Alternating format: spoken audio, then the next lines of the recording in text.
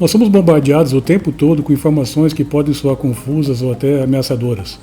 O ovo, ele é um alimento completo e deve ser consumido sem culpa, ou ele é um vilão que entope nossas veias, enchendo elas de colesterol?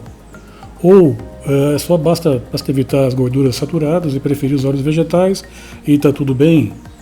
Mas talvez se o colesterol estiver tão alto, é só tomar alguns remédios e vai estar tudo sob controle. Mas ou será que esses remédios têm efeitos colaterais e é melhor evitá-los? Ou pior ainda, talvez nem vale a pena se preocupar porque as mudanças climáticas provocadas pelo homem estão elevando o planeta ao colapso e já passamos do tempo de validade e deve ser mesmo o fim da nossa espécie. Por falar em espécie, esse aqui é o canal Sapiens. Aqui nós falamos sobre fatos e curiosidades dessa nossa espécie. Se você ainda não é inscrito, se inscreve aqui no canal, deixa um like pra gente, tá bom? Bom, mas esses elementos que eu citei anteriormente, o que eles têm em comum? O endosso científico. Muitas vezes, pessoas, instituições, ao defender determinado ponto de vista, tendem a terceirizar a responsabilidade. Não, quem está falando não sou eu, é a ciência. Ouça a ciência, porque a ciência disse. E se você é contra a ciência, você é um negacionista, você é um terraplanista, você é um enxadrista, você é um, enfim, 200 rótulos, porque é uma coisa inquestionável. A ciência é uma entidade superior acima dos demais mortais comuns. Mas eu posso ligar para a ciência? Eu posso telefonar para eles? Eu posso marcar um encontro? Eu posso processar a ciência? Claro que não. Porque a ciência não existe como uma entidade, não existe um órgão que diz, não, eu sou a ciência, senhora absoluta da verdade. Mas o que é, afinal, então, essa tal de ciência? Por que ela goza de tamanho prestígio? Eu vou citar aqui o Dr. Silvio, professor titular do Departamento de Filosofia da Unicamp, que nos traz uma definição bem lúcida, bem clara. Ele diz numa publicação, abre aspas, constitui crença generalizada que o conhecimento fornecido pela ciência distingue-se por um grau de certeza alto, desfrutando, assim, de uma posição privilegiada com relação aos demais tipos de conhecimento, o do homem comum, por exemplo. Teorias, métodos, técnicas, produtos contam com aprovação geral quando considerados científicos. A autoridade da ciência é evocada amplamente. Indústrias, por exemplo, frequentemente rotulam seus processos de científico, os processos pelos quais eles fabricam seus produtos, bem como os testes aos quais submetem esses produtos. Atividades várias de pesquisa nascentes se autoqualificam científicas, buscando afirmar-se. Ciências sociais, ciência política, ciência agrária, etc. Essa atitude de veneração frente à ciência deve-se em grande parte ao extraordinário sucesso prático alcançado pela física, pela química, pela biologia principalmente. Assume-se implícita ou explicitamente que por trás desse sucesso existe um método especial, uma receita que, quando seguida, redunda em conhecimento certo, seguro. A questão do método científico tem constituído uma das principais preocupações dos filósofos desde que a ciência ingressou em uma nova era, ou nasceu, como preferem alguns, no século XVII. Fecho aspas. Então nós temos aqui um casamento interessante. Por um lado, uma indústria, ou entidades, ou pessoas carentes de credibilidade, querendo endossar um certo ponto de vista, e por outro, pessoas que produzem ciência. Um caminho que foi encontrado com uma certa frequência é o caminho financeiro. Eu vou citar um exemplo.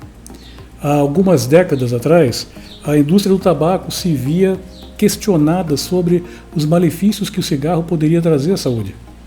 Contratou-se estudos científicos, utilizando métodos científicos, com bases científicas, mas orientado para se chegar a um determinado resultado, que se não podia cientificamente refutar o que vinha se apresentando nos malefícios do cigarro, pelo menos levantava questionamentos, colocava uma nuvem de fumaça e assim por diante. Isso é terrível, mas não é um caso único não.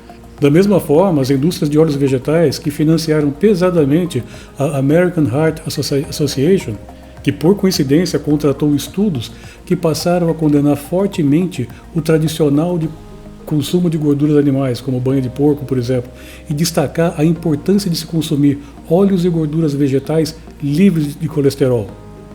Também, por coincidência, o aumento do consumo de óleos vegetais coincidiu com a elevação nas taxas de doenças e mortes por doenças cardíacas. Nos anos 70, Antes da pirâmide alimentar ganhar popularidade, o Departamento de Agricultura dos Estados Unidos estava em busca de um novo guia alimentar para apresentar para a população. Para isso, contrataram diversos especialistas, incluindo uma mulher chamada Louise Light. No entanto, o que eles não previram foi que Louise não estava alinhada com os interesses das grandes indústrias, um genuíno compromisso com a nutrição, o que rapidamente se mostrou não ser interessante. Ela foi excluída, meio colocada para escanteio. Essa pirâmide alimentar, ela foi financiada, entre outras, esse estudo, né, foi financiado, entre outros, pela Kellogg's. Por uma enorme coincidência também, essa pirâmide, quando pronta, concluiu que uma das principais refeições do dia deveria ser o café da manhã, e que um café da manhã saudável seria constituído por cereais, que inclusive eram fabricados pela Kellogg's. Olha que coincidência.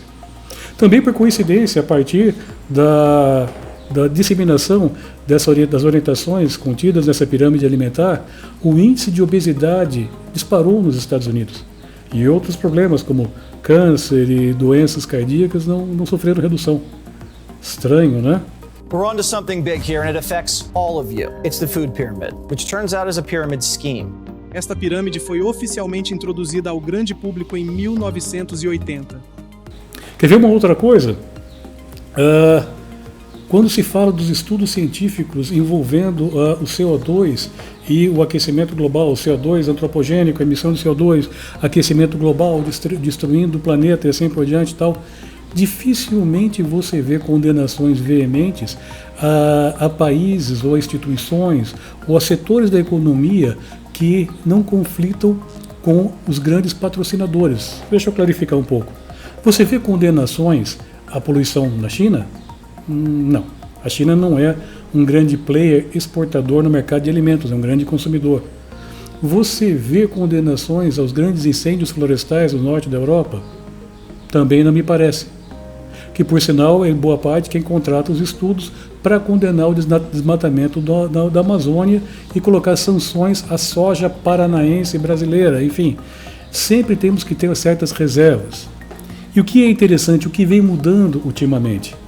Quando grandes instituições, empresas e assim por diante queriam vender uma ideia, defender um ponto de vista, seja ele uma ideia do ponto de vista econômico, mercadológico, ou até uma orientação social ou ideológica, o que se fazia? Contrata-se um estudo, dá-se uma maquiagem, um embasamento científico.